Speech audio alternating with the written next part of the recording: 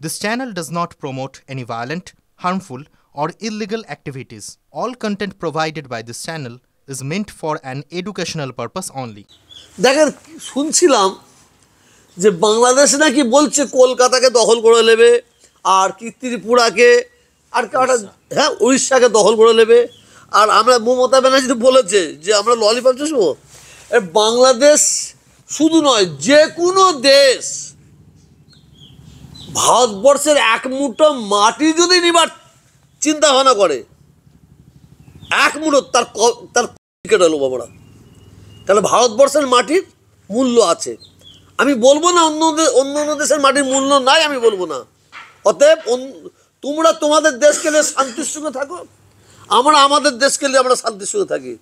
যদি কেউ মনে করে যে পাকিস্তান বাংলাদেশ হাত মিলিয়ে নিয়ে আমরা ভারতবর্ষকে চমকানোর দিন চলে গেছে আমরা ভারতবর্ষের মানুষ আমরা সবসময় চাইব বাংলাদেশের মানুষ জাতি ধর্ম বর্ণ নির্বিশেষে সবাই শান্তিতে থাক আমি একটা ধর্মগুরু হয়ে চাইব তার সুখে থাকুক আর আমি ধর্মগুরু হয়ে চাইব যে ভারতবর্ষের সংখ্যাগুরুরা আমরা সুখে শান্তিতে বসবাস করতে পারি এই আমাদের সুখ শান্তি আমাদের যে ঐক্যটা যে আছে কিছু অসৎ চরিত্রর রাজনীতির নেতা কিছু অসৎ চরিত্রর ইলেকট্রনিক মিডিয়া প্রিন্ট মিডিয়া এটাকে উত্তেজিত করে দিয়ে আমাদের মধ্যে একটা দাঙ্গা লাগাবার চক্রান্ত করছে অতএব পারবে না কোথাও কি এখনো পর্যন্ত বাংলায় সেভাবে ফাঁদে পা দেয়নি মানে যেভাবে বাংলাদেশ থেকে উস্কানিমূলক বক্তব্য আসছে বাংলার যে পরিস্থিতি এখনো ফাঁদে পা দেয়নি কোনো রকম সম্প্রীতি নষ্ট হয়নি কি বার্তা দেবেন যাতে করে দেখেন শুধু বাংলাদেশ থেকে উস্কানিমূলক বক্তব্য রাখছে এটা আমি এটা শুধু মানবো না আমার ইন্ডিয়া থেকেও উস্কানিমূলক বক্তব্য দেওয়া হচ্ছে অতএব যারা উস্কানিমূলক বক্তব্য দিচ্ছে বাংলাদেশের বলুন আর আমার ইন্ডিয়ার বলুন তারা কিন্তু আমার ইন্ডিয়া থেকে যারা উস্কানিমূলক বক্তব্য দিচ্ছে তারা ইন্ডিয়ার ভালো চাইনে আর যারা বাংলাদেশের উস্কানিমূলক বক্তব্য দিচ্ছে তারা বাংলাদেশের ভালো চাইনে কেন এরা হচ্ছে ফেতি মার্কা আমাদের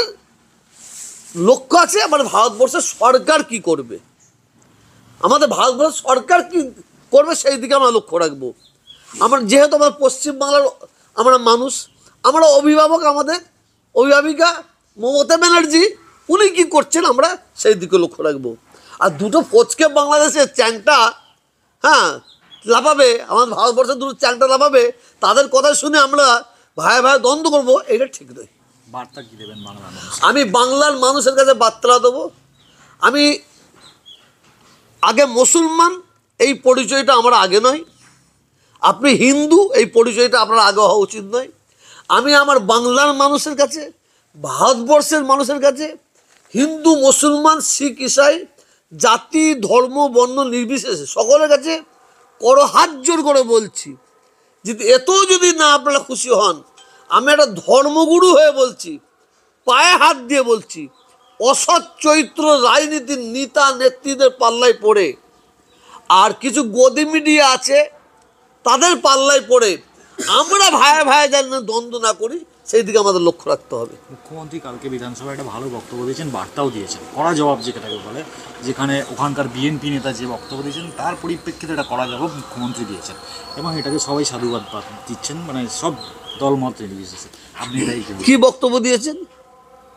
বসে থাকবো না যদি বাংলার দিকে তাকায় বসে থাকবো না মুখ্যমন্ত্রী শোনেন আজকে যারা বড় বড় কথা বলছে